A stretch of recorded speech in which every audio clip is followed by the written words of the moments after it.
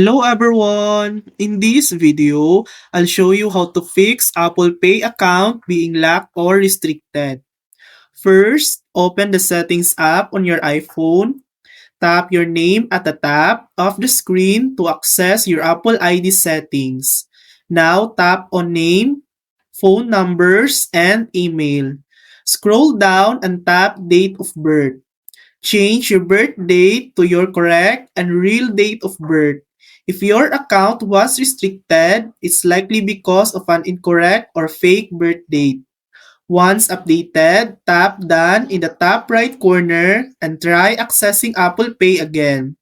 This fix works for many users who were blocked due to ID verification issues. And that's it. That's how to fix Apple Pay account being locked or restricted. Thanks for watching. If this video helped you, please like and subscribe for more helpful tutorials.